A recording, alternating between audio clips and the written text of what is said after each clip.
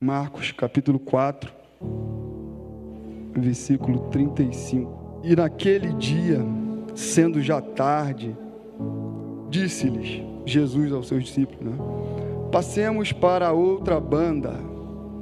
E eles, deixando a multidão, o levaram consigo, assim como estava, no barco. E havia também com ele outros barquinhos. E levantou-se grande temporal de vento, e subiam as ondas por cima do barco, de maneira que se já enchia. E ele estava na popa, dormindo sobre uma almofada. E despertaram-no, dizendo-lhe: Mestre, não se te dá que pereçamos? E ele, despertando, repreendeu o mar e disse ao mar: Cala-te, aquieta-te. E o vento se aquietou, e houve grande bonança. E disse-lhes: Por que sois tão tímidos? Ainda não tendes fé?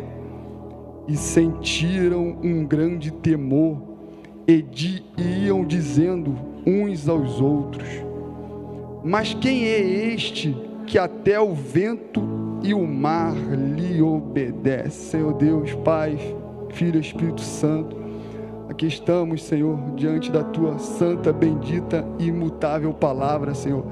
Só ela tem poder para falar aos nossos corações. Espírito Santo, venha falar conosco nessa noite. Meu Deus, que essa noite seja uma noite de cura, uma noite de renovo, de milagre. Senhor, que possamos sair da porta dessa casa nesse dia, Senhor, melhor do que entramos. Espírito Santo, pisa nesse lugar hoje. Espírito Santo, faz em nós aquilo que só Tu podes fazer. Fica à vontade no nosso meio. Nós pedimos a Ti em nome. Eu gostaria de pensar com os irmãos no tema: não temas, tenhas fé, Jesus está no barco. Maravilha. E como lição, irmãos, eu gostaria de ilustrar aqui, nessa passagem, 4 fatos, que são importantes para a nossa reflexão. O primeiro, desses fatos, é que as tempestades da vida, elas são reais, irmãos. Elas existem e elas são inevitáveis. Elas chegam para todos, Chega para o pobre, chega para o rico, chega para o grande, chega para o pequeno. Não existe a possibilidade de se blindar delas, irmãos. Mesmo nós estando no centro da vontade de Deus, não estamos isentos de tempestade. Elas acontecem e nós atravessamos muitas das vezes desertos, vales escuros, muitas vezes as lágrimas rolam. E estas são a realidade da vida, meus irmãos. Além das tempestades serem inevitáveis, elas são também imprevisíveis. Elas chegam sem mandar aviso prévio, são súbitas, acontecem de repente. Você dorme, está tudo bem. Quando você acorda, chega aquela informação, um luto, um acidente. Comigo aconteceu, final do ano, a gente estava bem em São Paulo, festa maravilhosa, viramos o ano, viajamos, aproveitamos, a vida, um tempo que tem uma folga, uma vida em família. Até os irmãos sabem o que aconteceu. Chegou no mês de fevereiro, a Gabriela começou a reclamar de umas dores que apareceu aqui atrás, Levamos ela no médico, no pediatra. O médico falou: não, rapaz, isso aí é... Primeiro médico, falou: isso aí é só uma íngua, vai passar. Bom, a gente foi para casa, aquilo não sumia, passou 1 semana, 2 semanas, vamos ter que levar no médico de novo, Levamos ela, aí a doutora já, vamos em outro médico, ela já se atentou, falou: isso não parece ser íngua não, a gente precisa saber, passou um monte de exame. Dali começou a correria, meus irmãos, não é fácil. Aqui a gente vê, e a gente estava bem, Gabi nunca ficou doente, Gabi nunca foi internada, sempre foi uma menina que vocês conhecem, sempre teve saúde, muita energia. Mas a tempestade, ela chega, irmãos. Às vezes a gente está numa vida, fui criado na igreja, problemas todo mundo tem, a gente passa por momentos difíceis, Mas fui criado aqui, aconteceu, irmão. Essa tempestade virou a vida de cabeça para baixo. Corremos com ela, fizemos exames e acabamos descobrindo essa enfermidade, né? Graças a Deus, eu desde já continuo agradecendo aos irmãos por todas as orações, por todo o apoio que tem sido realmente fundamentais para a gente, né? Para minha família. É um fato novo, um fato diferente. Mas enfim, estamos vencendo, nós cremos, né, em cada detalhe ali no hospital, nas idas e vindas. Deus tem mostrado para nós que Ele tem estado conosco nessa luta, nesse barco. Não é uma situação muito fácil, irmão, né? Ninguém espera. É conforme eu disse para os irmãos aqui, as tempestades, elas são imprevisíveis. Então o irmão não está preparado e acontece do nada e vira a vida de cabeça para baixo. Além delas serem imprevisíveis, irmãos, as tempestades, elas são inadministráveis, né? Ela foge do controle da gente, né? A situação, você quer ir para a direita, seu barco vai para a esquerda, você quer ir para frente, você acaba recuando. Aquilo que parecia ser tão fácil de administrar, do nada as coisas ficam difíceis de serem administradas. Além de inevitáveis, imprevisíveis, inadministráveis, as tempestades, elas são pedagógicas, irmãos. Elas sempre nos ensinam alguma coisa. Tudo aquilo que acontece, por mais difícil que seja, mesmo estando fora do nosso controle, não foge do controle de Deus. Deus, Ele usa esses momentos difíceis de tempestade para que, irmãos, Deus não quer nos destruir, mas Ele quer que nós possamos ter uma experiência mais profunda com Ele. Quando Deus permite que passamos por momentos de tempestade, momentos adversos, momentos dolorosos, Ele quer nos dar lições que de outra maneira nós não conseguiríamos aprender. Nestas tempestades, Deus se revela a nós de uma maneira que não o conhecemos antes. E realmente, irmãos, isso tem acontecido. Deus tem feito coisas na minha vida, na vida da minha família, que eu jamais iria imaginar que ia acontecer, irmão. Mesmo em meio à tempestade, mesmo em momentos difíceis, Deus tem se apresentado a nós, nos mostrado grandes coisas, nos dado ânimo e coragem para continuar vencendo. Passado essa primeira introdução, né, falando sobre as tempestades, são inevitáveis, imprevisíveis, inadministráveis e pedagógicas.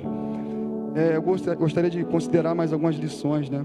E podemos notar que antes de embarcar, Jesus, ele estava envolvido na sua missão, né? Pregando, ensinando, né? Anunciando as boas novas, fazendo aquilo para que ele veio aqui nesse mundo, né? Anunciar o seu evangelho, anunciar a sua salvação, né? E ele estava cansado, ele chegou ali, ele falou, vamos passar para aquele outro lado ali. Pegou seu travesseiro, foi para o fundo do bar, aproveitar esse momento para descansar, né? Porque assim, quem está nessa correria de fazer na vontade de Deus, realmente cansa, irmão, o corpo. E ele veio, a palavra de Deus fala que ele era um homem experimentado no trabalho, era um homem de dor, e ele cansava, era um ser humano, igual todos nós somos. Ele foi dormir, né, deitado lá. Enquanto eles iam, irmãos, aconteceu essa tempestade. É importante ressaltar também, irmãos, que o Mar da Galileia, ele é também conhecido como o Lago de Genezaré. Ele não é um mar como nós estamos acostumados a ver, né, um mar de água salgada. Ele é um grande lago de águas doces. Quem foi ali em Jerusalém, né, sabe?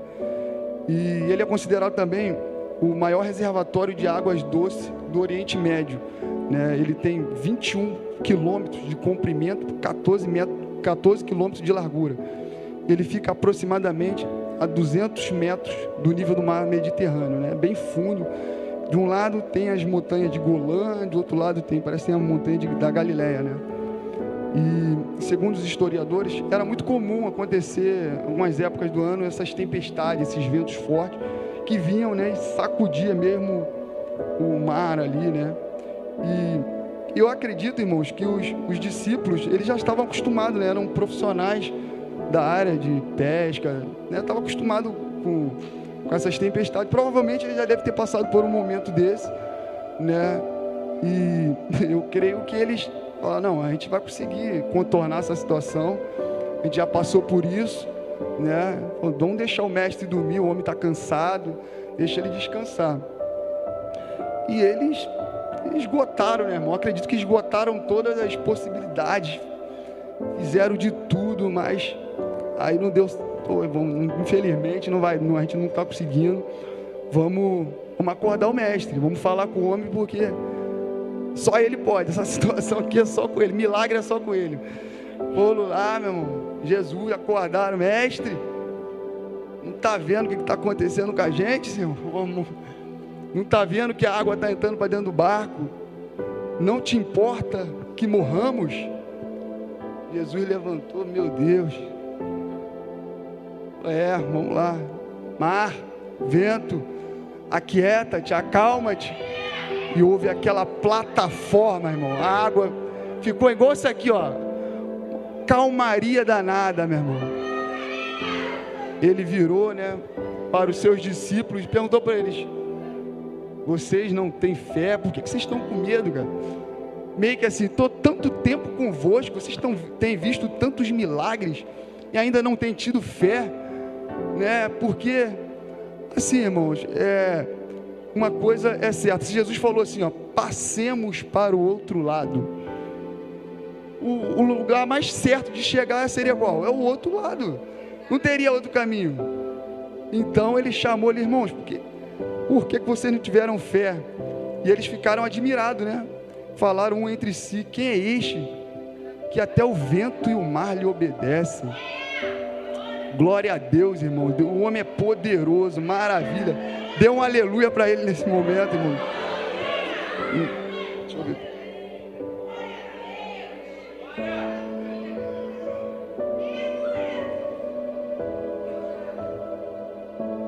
Agora eu gostaria de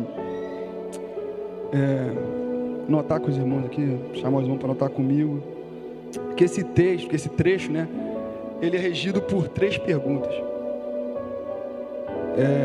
Vamos meditar nela. A primeira pergunta está aqui no versículo 38, né? Enquanto Jesus estava na popa do barco, os discípulos, né, chegou nele com uma pergunta que meio com um tom de angústia, né? A vulnerabilidade humana. Pergunta: Senhor, tu não está vendo o que está acontecendo aqui? Nós estamos morrendo aqui, mestre. E essa é a nossa pergunta, irmãos. Muitas vezes em um momento difícil, né, que a gente chega para Deus: Senhor, o que está acontecendo, né? Vida vira de cabeça para baixo, tu não está vendo, Senhor? E a gente pergunta: Senhor, tu não está vendo? Tu não vai fazer nada, né? É uma pergunta de alguém que está enfrentando um problema e que não sabe o que fazer, irmãos. Não é fácil, mas quando Deus está no barco, irmãos, Ele resolve qualquer e toda situação. E essa tom de pergunta foi o mesmo tom que Marta utilizou quando Jesus chegou, né? E Lázaro estava morto. Marta chegou, ela falou para Jesus: se tu estivesses aqui, né, meu irmão não teria morrido. Meio que não afrontando, falou: Jesus, por que tu chegou agora, né? Mas assim, irmãos, se Jesus, eu creio, né, que se Jesus, ele chega antes, Lázaro, ele não seria ele seria simplesmente um enfermo curado, né? É uma grande coisa, mas ele seria um enfermo curado. Mas como Jesus chegou depois, ele foi um morto ressuscitado. Glória a Deus, aleluia. E muitas das vezes a gente não entende, né? Os planos de Deus são esses, irmãos.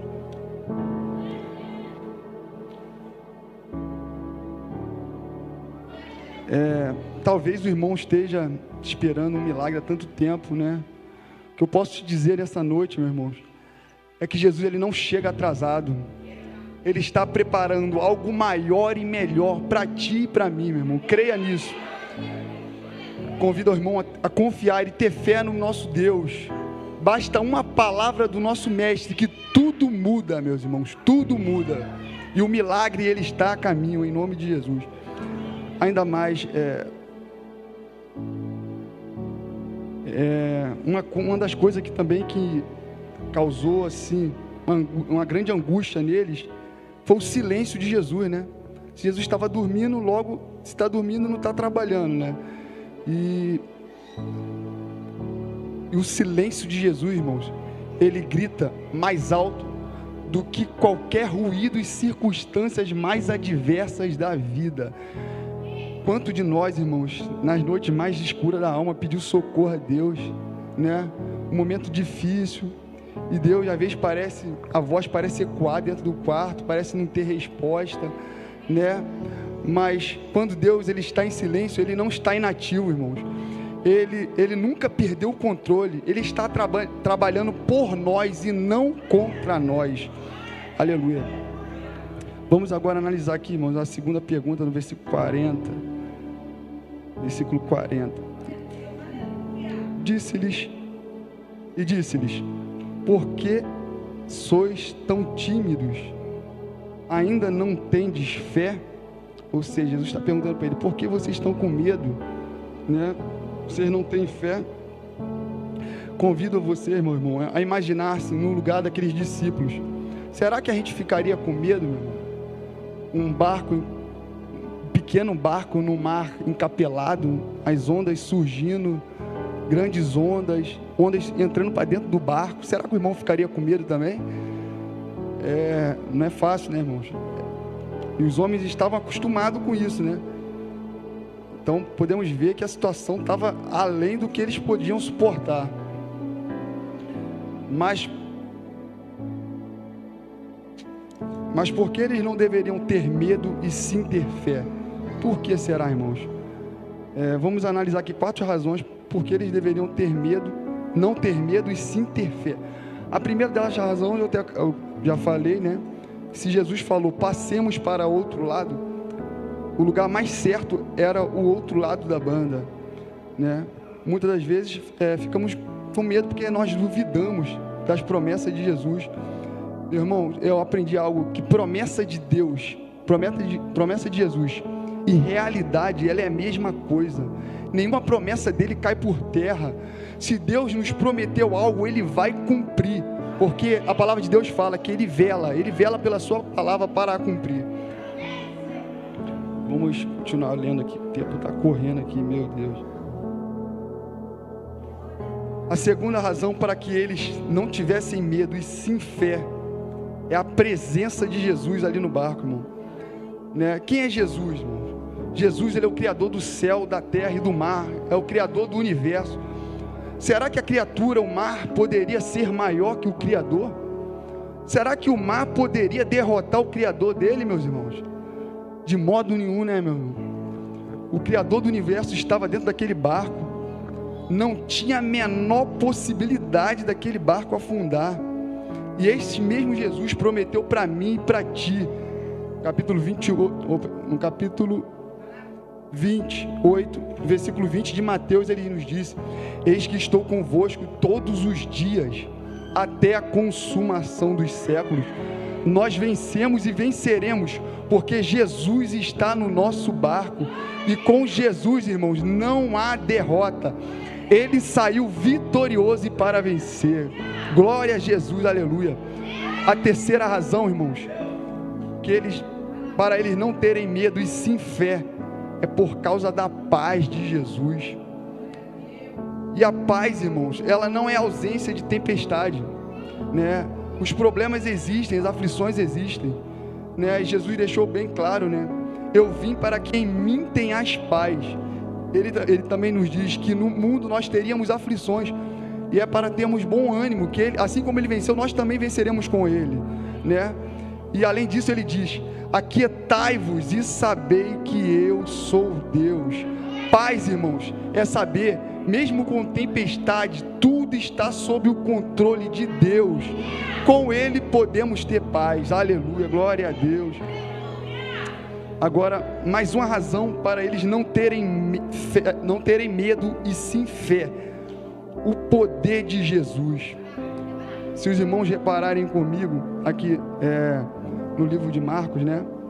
Eu creio que propositadamente ele reúne ao redor desse trecho, né, alguns relatos, logo a seguir aqui no versículo 5, né, alguns relatos do poder de Jesus, né?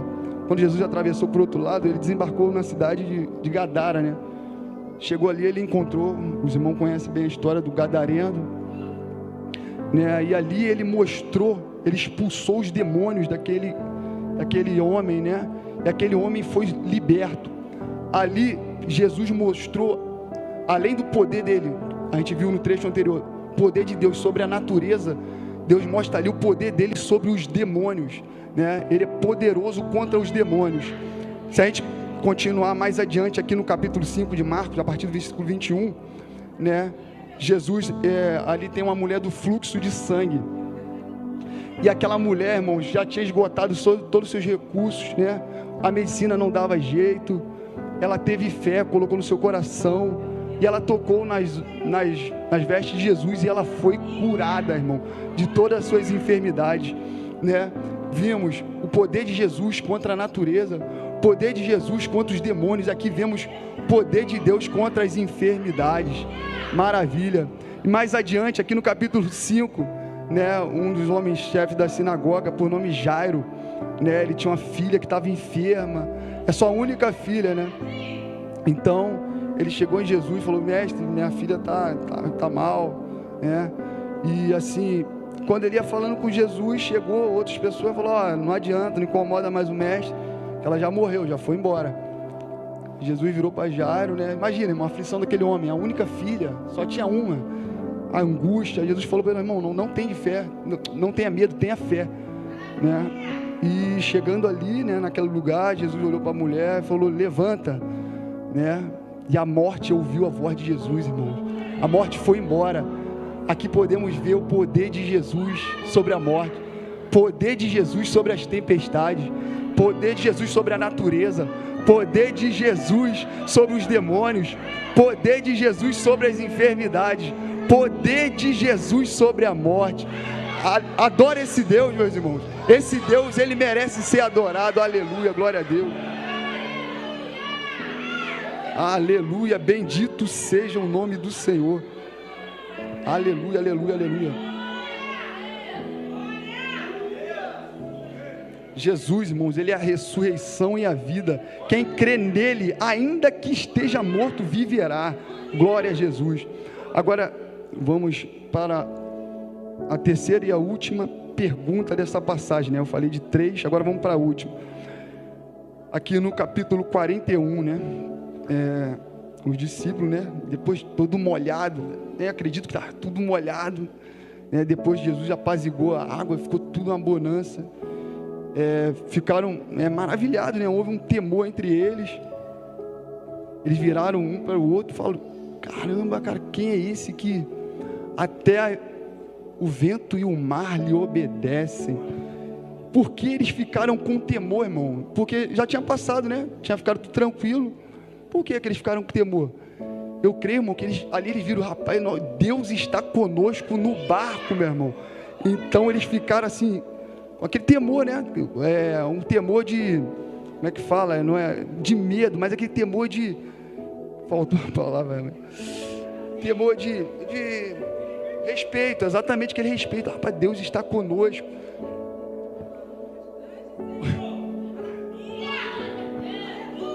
Aquele temor, irmão, aquela reverência, agora era saber que o próprio Deus estava ali, né?